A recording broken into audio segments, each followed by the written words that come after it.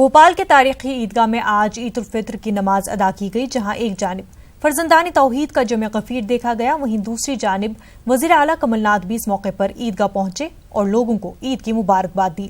भोपाल की तारीखी मस्जिद ताजुल मसाजिद में तकरीबन 1.25 लाख लोगों ने एक साथ नमाज ईद अदा की।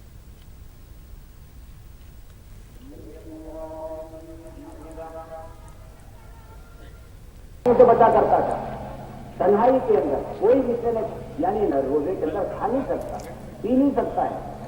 आज जम्मू में भी मुख्तलिफ जगहों पर लोगों ने ईद की नमाज अदा की। जम्मू में वाक़े ईदगाह में बड़ी तादाद में लोगों ने ईद की नमाज अदा की।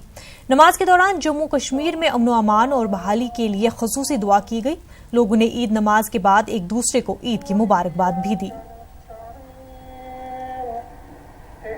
तो ईद के मुबारक के दिन के ऊपर हम यही मौका देना चाहते हैं कि दुनिया के मुसलमान शांति चाहेंगे और हिंदू मुसलमान जो है आपस में भाईचारगी की तरफ अपना कदम बढ़ाएं। कश्मीर के मुसलमानों को भी हम मुबारकबाद देना चाहते हैं आज के दिन से।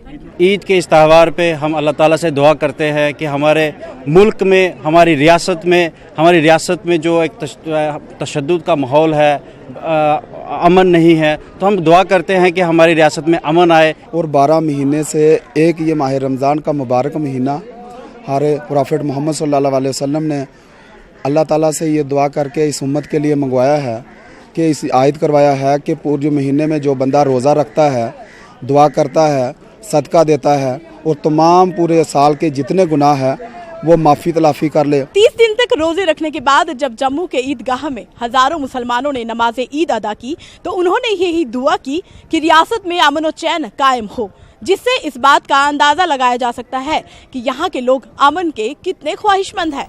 वीडियो जर्नलिस्ट चांद के साथ न्यूज़ 18 उर्दू, जम्मू।